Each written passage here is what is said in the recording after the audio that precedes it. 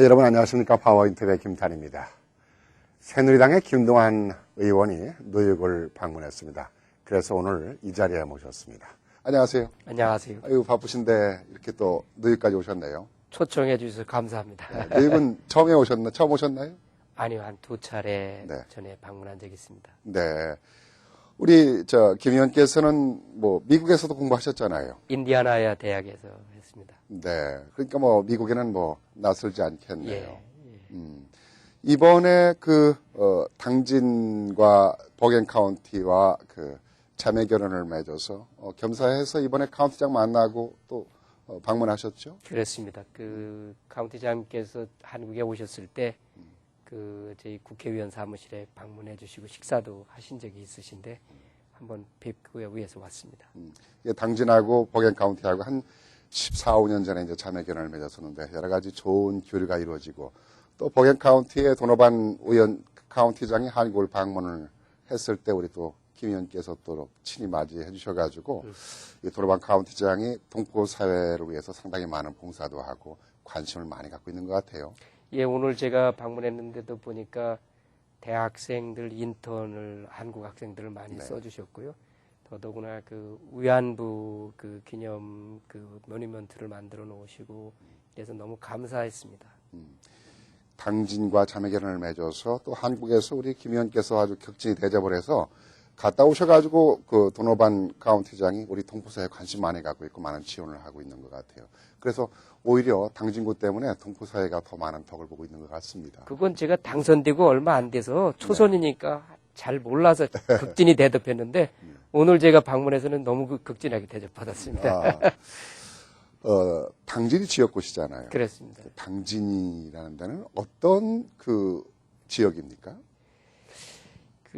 당진이 이제 우선 서해대교가 넘어가면서 서해안 고속도로가 놓아졌죠. 네. 그러면서 이제 비약적으로 달라졌는데 우리의 경제 산업화가 미국이나 일본과 교류를 하는 과정에서 커오면서 울산이나 포항이나 부산이나 창원이 발달했다고 한다면 이 한중 교역이 이루어지면서 서해안 고속도로가 놓여지면서 가장 발전의 속도가 가속도로 일어나는 곳이 당진이라고 볼 수 있습니다.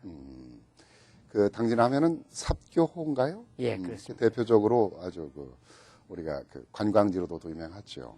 그리고 또 유명한 것은 우리나라 최초의 신부이신 김대건 신부의 성지.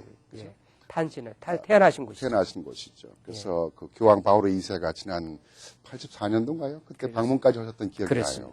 예. 그런 의미에서 여러 가지 의미 있는 지역이라고 생각이 되네요. 예. 제가 바로 제 고향이 우강입니다. 아, 우강이세요? 김대건 신부 태어나신 곳입니다. 훌륭한 정치인이 또 태어난 곳이 되겠네요. 그건 아니고요. 네. 우연의 일치죠. 예. 아무튼 이 훌륭한 당진 지역이 우리 버겐 카운티가 자매 결연을 맺어서 여러 가지 좋은 교류를 통해서 한미 간에 또 카운티와 군 간에 좋은 관계가 이루어졌으면 좋겠다는 생각이 듭니다. 네, 저도 그렇게 노력을 하도록 하겠습니다. 우리 김동완 의원께서는 일찍이 금산 군수를 하셨잖아요. 예, 제가 이제 행정고시를 합격해서 배치받은 부처가 내무부였고, 네. 그 당시에 내무부에서 저는 제 고향이 충남이기 때문에 네. 충남도청에 가 있다가 관선 군수를 했습니다. 네. 군수하시고 또 충청남도 행정부지사까지 지내셨죠. 그랬습니다. 그리고 또 청와대의 행정관으로 또 오래 계셨잖아요. 그랬습니다. 제가 알기로는 대통령 3분을 모셨던 것으로 알고 있는데. 그랬습니다. 예. 이렇게 승진을 잘하신 것 같아요. 저희들은 직업 관료들이니까요. 직업 관료. 예, 예. 그래도 한국에서는 이렇게 처신을 잘해야만이 이렇게 승진을 하고 또 높은 곳으로 올라갈 수 있잖아요. 아마 저는 제 고향 선배들 때문에 승진하거나 보직을 이동해 본 적은 저는 없습니다. 오히려 다른 지역 선배들이 저가 일하는 모습을 보고 끌어가고 이래서 저는 공직 생활을 그렇게 주로 했던 것 같고 그래서 청와대를 3번을 가게 된 거 아닌가 싶습니다. 청와대 3번을 모셨는데 어느 분이 가장 인상에 남는 역대 대통령이셨나요? 제가 생각할 때는 김대중 대통령이 아무래도 그 당시에 그 우리가 IMF를 겪었던 시절이라서 제일 인상이 남았습니다. 어떤 부분에서 좀 인상이 남을 수 있다고 할 수 있을까요? 김대중 대통령이 그 자기 의중을 잘 비치지 않으시는데 그래도 나중에 어떤 시간이 지나고 보면은 굉장히 소신 있게 정책을 추진해 가시는데 지금 우리가 IMF를 잘 극복했다고 그러지 않습니까? 네. 그때 IMF를 극복하면서 기업 구조 조정을 많이 해서 비난도 많았지만 지금 한국이 이런 상황에서 그래도 경제 성장에 큰 어려움이 없는 것이 그 당시 구조 조정을 잘했기 때문이 아니라는 평가를 받는 걸 보면 김대중 대통령께서 그런 어떤 소신이 있었던 것이 아닌가 생각이 듭니다. 당시 행정관으로 계시면서 또 우리 김동완 의원께서 또 보좌를 잘 하셨기 때문에 대한민국의 그 IMF를 잘 극복하는데 또 일조하셨다고도 볼 수 있겠네요. 저는 뭐 그 중에 한 사람일 뿐이죠. 뭐. 이제 그 행정관으로 계시고 또 그 행정가로 계시다가 예. 관료직에 계시다가 정치에 이제 입문하셨잖아요. 그랬습니다. 이번 19대에 예. 행정을 하시다가 정치를 하니까 어떤 차이점이 있던가요? 행정은 어떻게 보면은 우리가 좀 테크니컬한 부분이 있어요. 조직을 관리하고 인사를 관리하고 그 재정 관리를 하고 하는 부분에 테크니컬한 부분이 있는데 정치는 제가 볼 때는 가치의 선택인 것 같아요.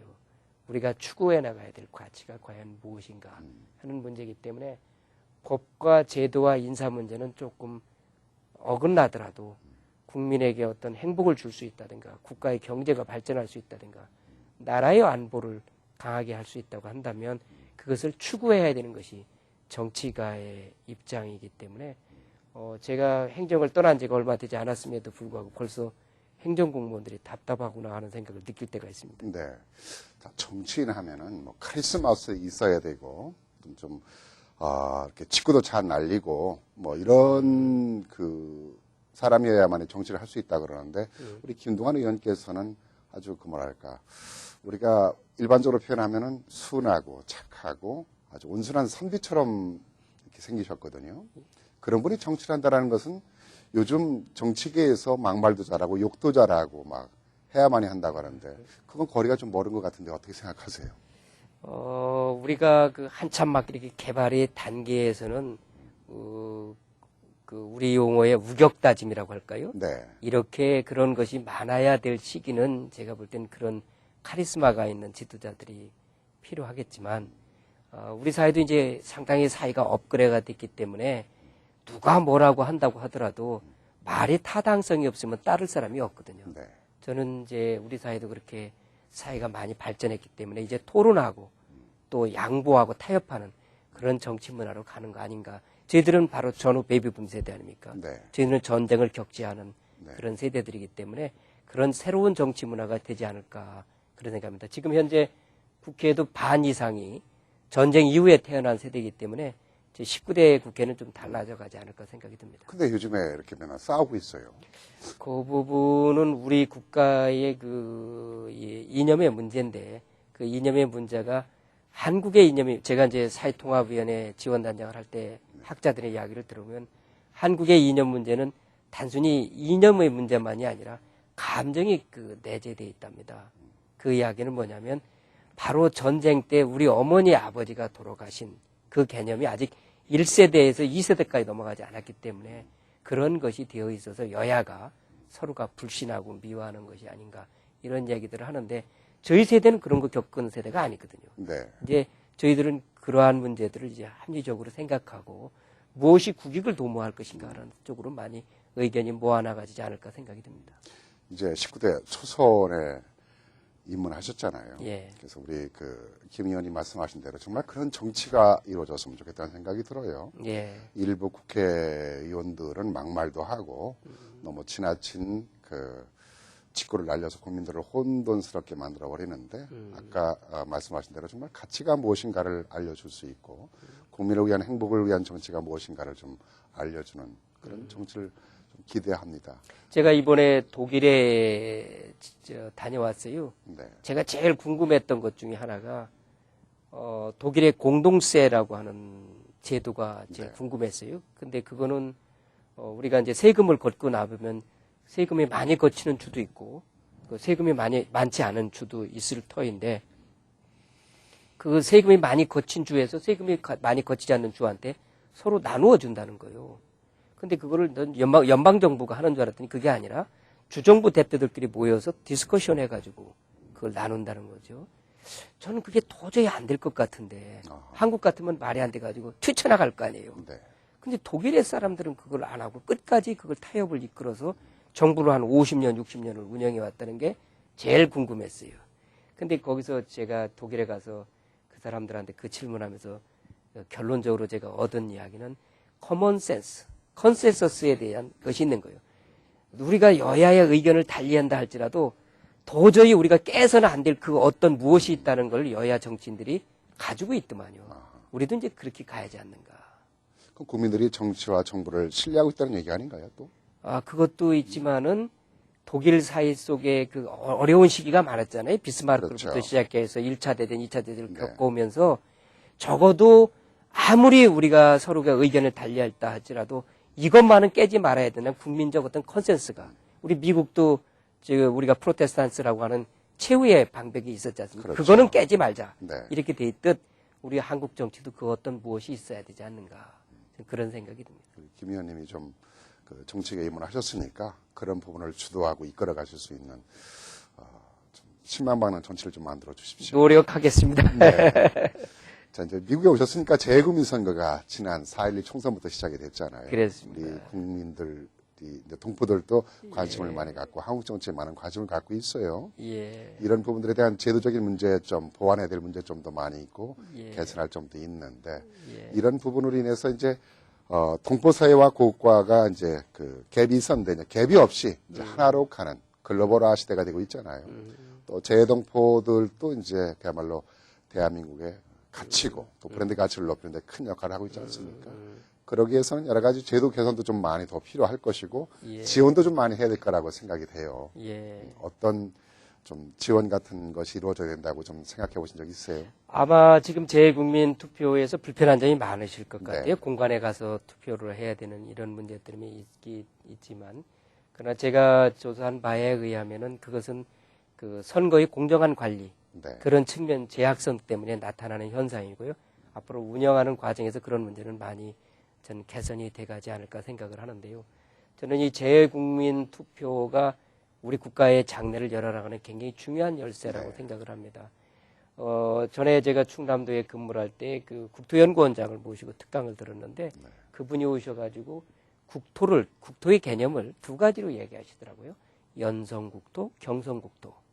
경성국토라고 하는 것은 우리 헌법이 정한 한반도와 그 부속도서로 한다고 해서 우리 국군이 우리의 영토를 지키는 걸 경성국토라고 하고 네. 그 요즘에 K-팝 뭐 이런 것들이 나오듯이 한국 문화와 언어를 좋아하는 사람들이라면 그게 다 우리들의 국토라고 생각하는 것이 연성국토다. 예. 이런 말씀을 하시는 걸 제가 들으면서 참 큰 깨달음을 가졌습니다.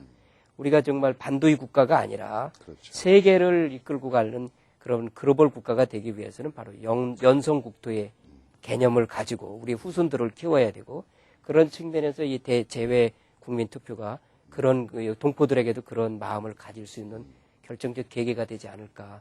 앞으로 좀 많이 제도적으로 많이 나가야 될 것 같습니다. 그 연성국토라고 참 좋은 말씀을 하셨는데 그것에 또 큰 역할을 할 수 있는 것이 동포들 아닙니까? 그렇습니다. 해외 동포들. 예, 예. 이 중국은 벌써 그 화상이라고 해가지고 외국에 나가 있는 사람들의 네트워크를 네. 중국 발전에 굉장히 중요한 네트워크로 활용해가고 있지 않습니까? 우리도 지금 한상이라고 하고 있지만 그것을 정말 잘 그 발전시켜서 동포들도 국가를 위해서 기여할 수 있도록 해야 될 거고 또 우리 국가가 잘 돼가는 것이 동포의 삶에 큰 도움이 될 수 있는 그런 서로 윈윈하는 그런 관계를 만들어 나가야 할 거라고 생각을 합니다. 네. 한국 정치 발전에도 좀 크게 기여해 주시고 우리 동포사회 발전을 위해서도 좀 크게 노력해 주시길 좀 바라겠습니다.